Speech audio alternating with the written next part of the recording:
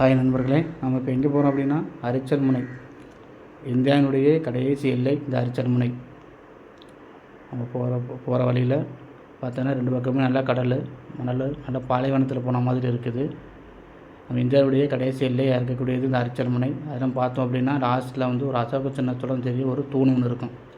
அந்த தூணு தான் நம்ம இந்தியாவின் கடைசி எல்லையாக இருக்கிறத நமக்கு காட்டக்கூடிய ஒரு சின்னமாக அந்த இடத்துல வச்சுருக்கிறாங்க. அதுக்கு அடுத்து பார்த்தோம் அப்படின்னா நமக்கு ஸ்ரீலங்கா ஒரு 15 கிலோமீட்டர் தான். 15 கிலோமீட்டர் தொலைவில் தான் ஸ்ரீலங்கா இருக்குது. நம்ம இங்கேருந்து பார்த்தோம்னாவே பாருங்கள், அழகாக தெரியும். இது கடைசி எல்லையாக நம்ம கொடுத்துருக்காங்க. வெளி மாநிலங்களிலிருந்து நிறையா சுற்றுலா பயணிகள் இங்கே வந்துருக்குறாங்க. ஏன்னா தனுஷ்கோடி வரக்கூடியவங்க, ராமேஸ்வரம் வரக்கூடியவங்க எல்லாருமே அரிச்சல் முனை பார்க்காம போக மாட்டாங்க. அந்த அளவுக்கு அதிக சுற்றுலா பயணிகள் வரக்கூடிய இடமாக இன்றைக்கி அரிச்சல் முனை உள்ளது. அரிச்சல் முனையுடைய ஒரு முக்கியமான ஒரு சிறப்பு என்ன அப்படின்னா, இந்திய பெருங்கடலும் வங்காள விரிகுடாவும் ஒன்று சேர்ந்து கைகுலுக்கி சங்கமிக்கிற இடம்தான் இந்த அரிச்சல் முனை. 2 பெருங்கடலும் ஒன்றா சேரக்கூடிய இடம் அந்த அரிச்சல் முனை. அதை பார்க்குறதுக்காகவே நிறையா பயணிகள் இங்கே வந்துருக்குறாங்க. பார்த்தாலே தெரியுங்க, நம்ம உள்ளே போயிட்டோம், பார்த்தாலே தெரியுங்க இத்தனை பேர் வந்திருக்காங்க, எவ்வளோ காரு அப்படி நிற்கிது அப்படின்ட்டு. இங்கேருந்து பார்த்தோம் அப்படின்னா நமக்கு ஸ்ரீலங்கா தெரியுங்க அப்படிங்கிற மாதிரி சொல்கிறாங்க.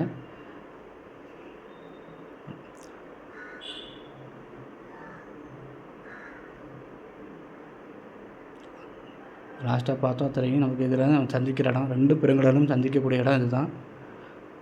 போலீஸ் இங்கே அலோட் பண்ண மாட்டாங்க.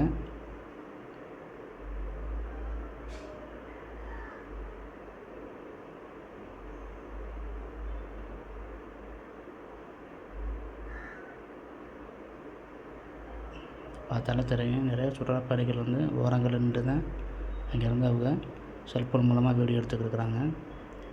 ஒரு முக்கியமான சுற்றுலாத்தலமாக இன்றைக்கி தனுஷ்கோடி இருக்குது.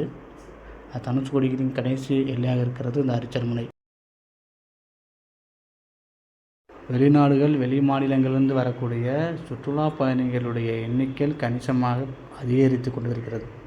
அந்த அளவுக்கு பார்த்தோம் அப்படின்னா வரக்கூடிய சுற்றுலா பயணிகள் எந்த அளவுக்கு தன்னோட மகிழ்ச்சியை வெளிப்படுத்துகிறாங்க அப்படின்ட்டு நாம் இது பார்க்கலாம்.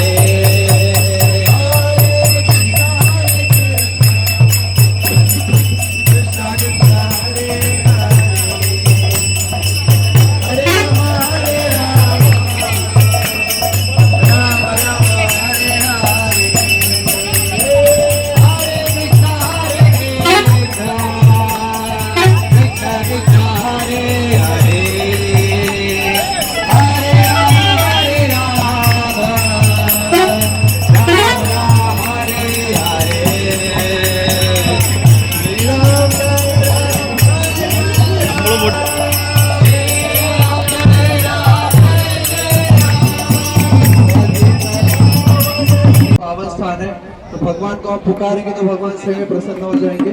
तो हृदय से एक बार सभी बोलिए, हरे कृष्णा हरे कृष्णा कृष्णा कृष्णा हरे हरे हरे राम राम राम हरे हरे। और एक बार बोलिए, हरे कृष्णा हरे